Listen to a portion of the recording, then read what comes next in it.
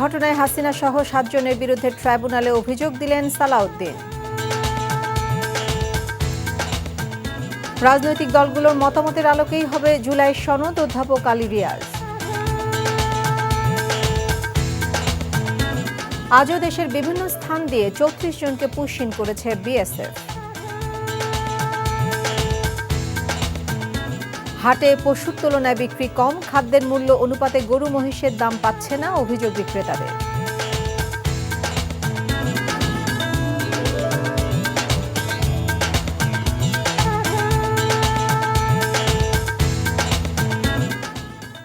আসসালামু আলাইকুম। নাজনীন আহমেদ স্বাগত জানাচ্ছি এনটিভি দেশের খবরে। ক্রাউন সিমেন্ট শিরোনাম দেখছিলেন, এবারে পুরো খবর। শেখ হাসিনা সহ 7 জনকে অভিযুক্ত করে গুমের অভিযোগে আন্তর্জাতিক অপরাধ ট্রাইব্যুনালের প্রসিকিউশনের কাছে অভিযোগ জমা দিয়েছেন বিএনপির স্থায়ী কমিটির সদস্য সালাউদ্দিন আহমেদ। পরে তিনি সাংবাদিকদের জানান, তার সহ সব গুমের সঠিক বিচার হোক, এমনটাই চান তিনি। চিফ প্রসিকিউটরও বললেন, গুম খুন সহ মানবতা বিরোধী সব অপরাধের ন্যায় বিচার করতে তারা বদ্ধপরিকর। রিপোর্টে আরও জানাচ্ছেন হাসান জাবেদ। 2015 সালের 10ই মার্চ তৎকালীন বিএনপির যুগ্ম মহাসচিব সালাউদ্দিন আহমেদ উত্তরা থেকে গুম হন। সেই বছরেরই 11ই মে তাকে ভারতের মেঘালয়ের শিলংয়ে উদ্ভ্রান্ত অবস্থায় পাওয়া যায়। পরে অবৈধ অনুপ্রবেশের মামলায় খালাস পান তিনি। 5ই আগস্ট পট পরিবর্তনের পর দেশে ফিরে আসেন সালাউদ্দিন আহমেদ। দীর্ঘদিন পর নিজের গুমের বিষয়ে ট্রাইব্যুনালে অভিযোগ দাখিল করেন তিনি। সেখানে অভিযুক্ত করা হয় সাবেক প্রধানমন্ত্রী শেখ হাসিনা, সাবেক স্বরাষ্ট্রমন্ত্রী আসাদুজ্জামান খান কামাল, পুলিশের আইজি শহীদুল হক, তৎকালীন র্যাবের ডিজি বেনজির আহমেদ, ডিএমপি কমিশনার আসাদুজ্জামান মিয়া, মনিরুল ইসলাম ও সেনা কর্মকর্তা জিয়াউল আহসানকে। রাজনৈতিক বিভিন্ন কার্যক্রম, সংস্কার কার্যক্রম, এগুলো নিয়ে এত ব্যস্ত সময় আমার কাটাতে হয়েছে যে আমি আসলে নিজের জন্য আলাদাভাবে কোনো সময় বের করতে পারিনি এতদিন। আর তথ্য উপাত্ত সংগ্রহ করা এবং আইনজীবীদের সাথে আলাপ করে একটা খুব ভালো মতো ড্রাফট রেডি করে জমা দেয়া, যাতে করে এই মামলাটা আমরা প্রমাণ করতে পারি, সেটার জন্য একটু সময় লাগে। তারপরেও আমি কিছুদিন বিলম্ব হয়েছে। ট্রাইব্যুনালে সব মামলার ন্যায় বিচার হবে বলে প্রত্যাশা করেন তিনি। দ্রুত মামলা নিষ্পত্তি করতে প্রসিকিউশন ও তদন্ত সংস্থার আরও সুযোগ সুবিধা বাড়ানোর কথাও বলেন সালাউদ্দিন আহমেদ। প্রসিকিউশন পক্ষ মামলা প্রমাণে কাজ করে যাবে বলে দৃঢ়প্রত্যয় ব্যক্ত করেন। শেখ হাসিনার অবৈধ ফ্যাসিস্ট রেজিমে যারা জুডিশিয়াল কিলিংয়ের শিকার হয়েছে, যারা পুলিশি নির্যাতনে মৃত্যুবরণ করেছে, এই সমস্ত কিছুই আন্তর্জাতিক অপরাধ ট্রাইব্যুনালে যাতে মামলা হয়। এটা অনেকটা বিলেটেড স্টেজে দায়ের করেছেন। আমরা আশা করেছিলাম যে অনেক আগে এটা আসবে, যেহেতু এটা খুবই আলোচিত ঘটনা। আমরা অভিযোগটা নিয়েছি। বিএনপি ক্ষমতায় আসলেও ট্রাইব্যুনালের বিচার কাজ চলমান থাকবে এবং মানবতা বিরোধী অপরাধের বিচার নিশ্চিত করা হবে বলে জানান গুম হওয়া বিএনপির স্থায়ী কমিটির সদস্য সালাউদ্দিন আহমেদ। Hasan Jabed, NTV news, Dhaka. যেসব বিষয়ে রাজনৈতিক দলগুলোর মধ্যে ঐক্যমত্য হবে, সেগুলোর ভিত্তিতে জুলাই সনদ তৈরি হবে। তবে যেসব বিষয়ে ঐক্যমত্য হবে না, তা উল্লেখ থাকবে সনদে, এমনটা জানিয়েছেন জাতীয় ঐক্যমত্য কমিশনের সহসভাপতি অধ্যাপক আলী রিয়াজ। বলেছেন, কমিশন যেসব বিষয়ে প্রস্তাব করেছে, আলোচনার ভিত্তিতে তা পরিবর্তন হবে এবং জুলাইয়ের মধ্যেই জুলাই সনদ তৈরি হবে। ফরেন সার্ভিস একাডেমিতে রাজনৈতিক দলগুলোর সাথে ঐক্যমত্য কমিশনের দ্বিতীয় পর্যায়ের আলোচনার প্রথম দিনের বৈঠক চলছে আজ। 30টি রাজনৈতিক দল অংশ নিয়েছে বৈঠকে। আজ সংবিধানের 70 অনুচ্ছেদ, নারী আসন, সংসদীয় স্থায়ী কমিটি এবং তত্ত্বাবধায়ক সরকারের মেয়াদকাল নিয়ে আলোচনা হচ্ছে। দলগুলোর মতভিন্নতা কমাতে আলাদা আলাদা না ডেকে সব দলকে ডাকা হয়েছে দ্বিতীয় পর্যায়ের আলোচনায়।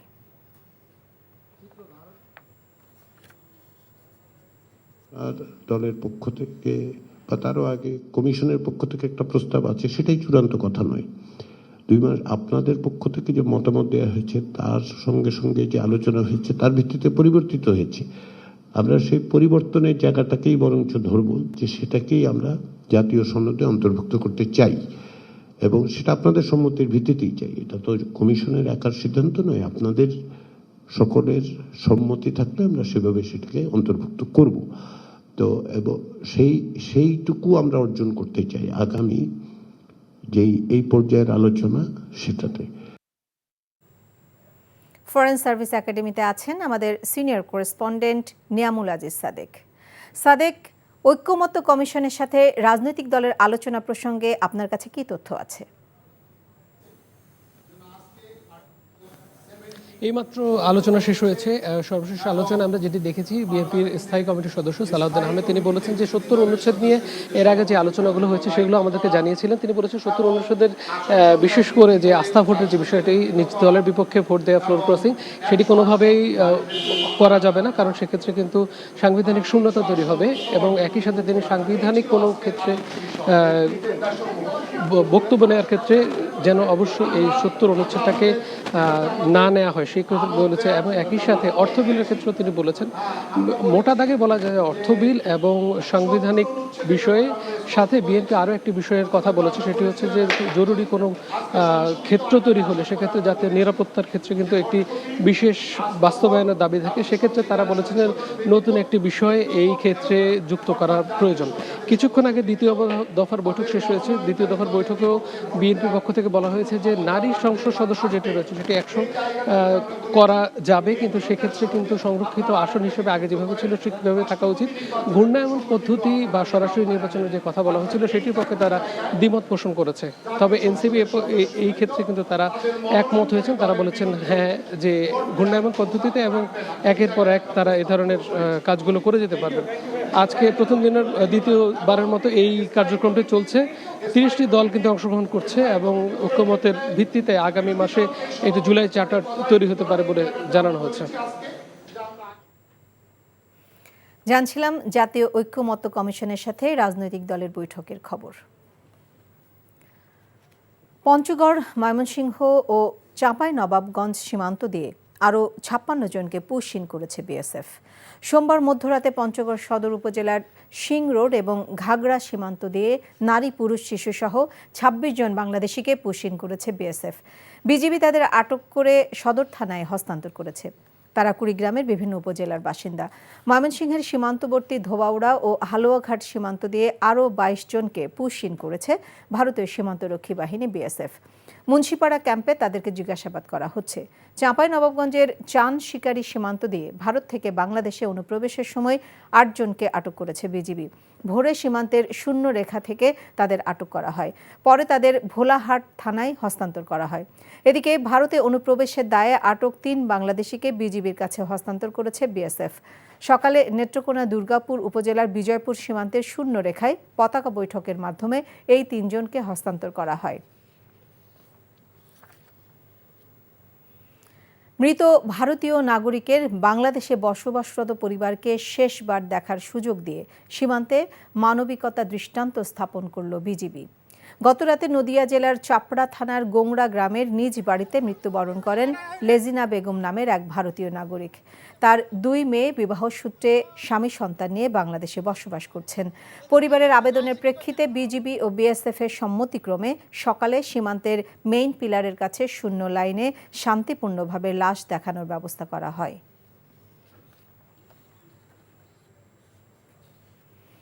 চট্টগ্রামের আইনজীবী সাইফুল ইসলাম আলিফ হত্যাসহ 5টি মামলায় ইসকনের নেতা চিন্ময় কৃষ্ণ দাসের জামিন আবেদন নামঞ্জুর করেছে আদালত। দুপুরে মেট্রোপলিটন ম্যাজিস্ট্রেট আবু বকর সিদ্দিকের আদালত শুনানি শেষে জামিন নামঞ্জুর করেন। ইসকন নেতা চিন্ময় কৃষ্ণ দাসের চিকিৎসাজনিত কারণ দেখিয়ে জামিন আবেদন করেন ঢাকা থেকে আসা তার আইনজীবীরা। আসামি পক্ষের আবেদনের বিপরীতে রাষ্ট্রপক্ষের আইনজীবী ও তদন্তকারী কর্মকর্তা চিন্ময়ের চিকিৎসার সব ধরনের ব্যবস্থা নেওয়ার কথা জানিয়ে জামিনের বিরোধিতা করেন।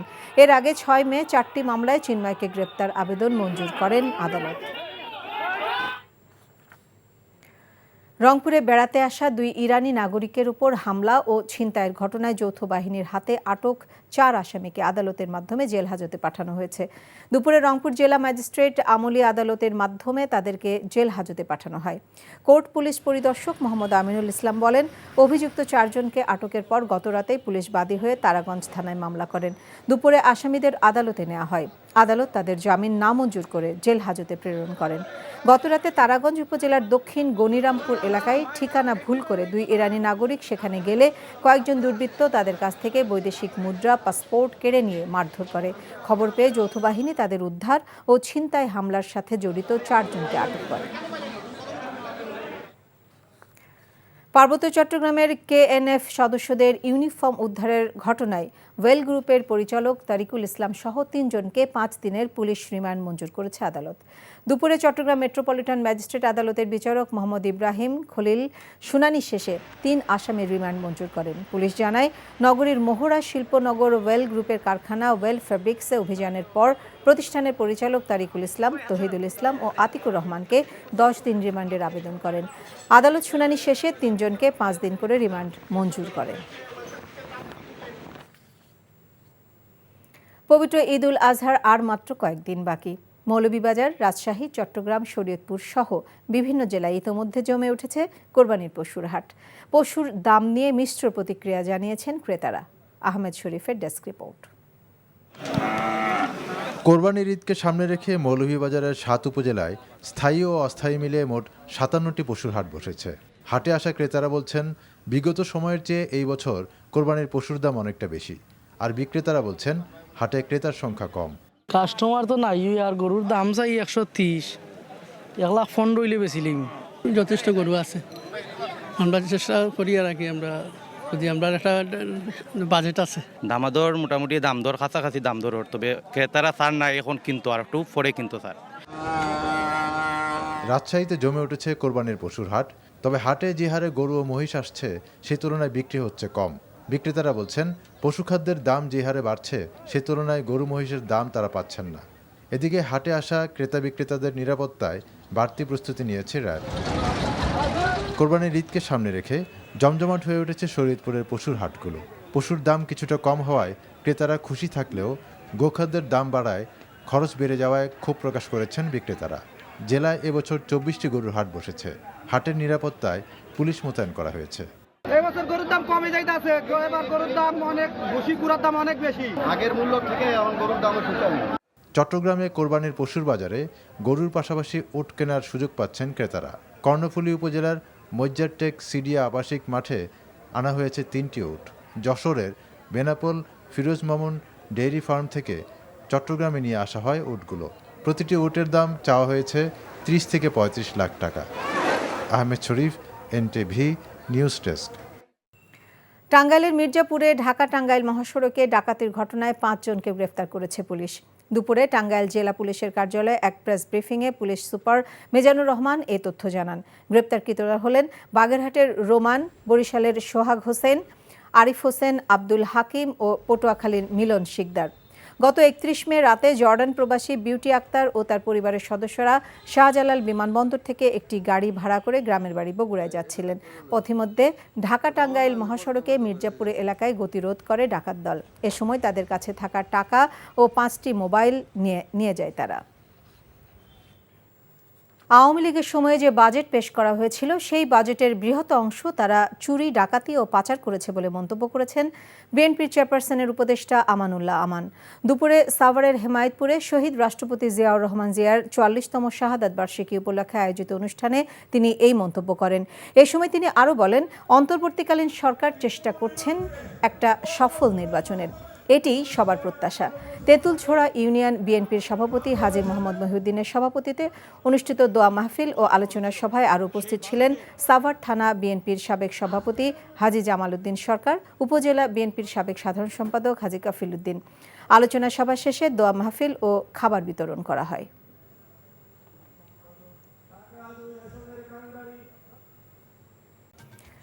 গাজীপুরে বিপুল পরিমাণ জাল টাকা ও তৈরির সরঞ্জাম সহ রিয়াজ হোসেন নামে একজনকে গ্রেফতার করেছে র্যাব।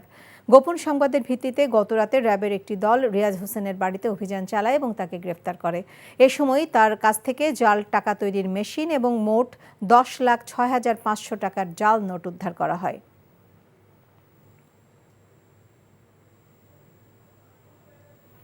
কোরবানির ঈদ উপলক্ষে সরকারি ছুটির দিনেও চালু থাকবে চট্টগ্রাম বন্দর। চট্টগ্রাম বন্দর কর্তৃপক্ষের সচিব জানিয়েছেন, ঈদের ছুটি চলাকালে বন্দরের সার্বিক অপারেশনাল কাজ চলবে।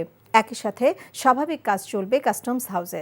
এক্ষেত্রে শুধুমাত্র ঈদের দিন সকাল ৮টা থেকে বিকেল ৪টা পর্যন্ত কাজ বন্ধ রাখা হবে। ঈদের ছুটিতে পণ্য আমদানি রপ্তানি যাতে ব্যাহত না হয় সে লক্ষ্যে স্টেক হোল্ডারদের সমন্বয়ে টাস্ক ফোর্স গঠন করা হয়েছে।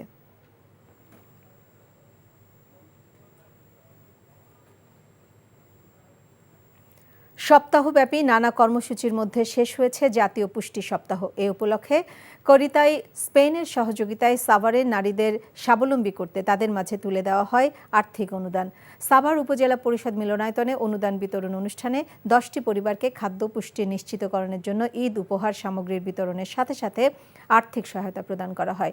এই অনুষ্ঠানে উপস্থিত ছিলেন কারিতাস উদ্যম প্রকল্প সাভার শাখার প্রকল্প ইনচার্জ ফরিদ আহমেদ ও সাভার উপজেলার সমাজসেবা অফিসার KM শহীদুল্লাহ।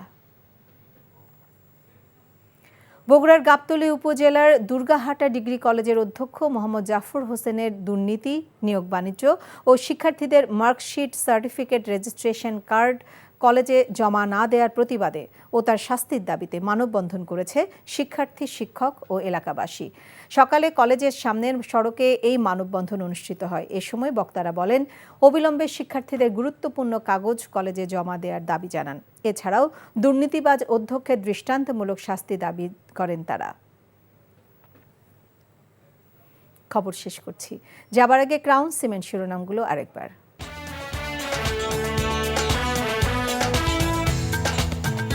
গুমের ঘটনায় হাসিনা সহ 7 জনের বিরুদ্ধে ট্রাইব্যুনালে অভিযোগ দিলেন সালাউদ্দিন। রাজনৈতিক দলগুলোর মতামতের আলোকেই হবে জুলাই সনদ, অধ্যাপক আলী রিয়াজ। আজও দেশের বিভিন্ন স্থান দিয়ে 34 জনকে পুশ ইন করেছে BSF। হাটে পশুর তুলনায় বিক্রি কম, খাদ্যের মূল্য অনুপাতে গরু মহিষের দাম পাচ্ছে না, অভিযোগ বিক্রেতাদের। এই ছিল দেশের খবরে। এই খবরের ভিডিও সহ আপডেট জানতে ভিজিট করুন NTV অনলাইন www.ntvbd.com। এছাড়াও NTV জনপ্রিয় সব অনুষ্ঠান ও খবরের আপডেট জানতে ভিজিট করুন আমাদের ইউটিউব ভেরিফাইড ফেসবুক পেজ। 6টায় ইভিনিং নিউজ দেখার আমন্ত্রণ রইল। সবাইকে ধন্যবাদ।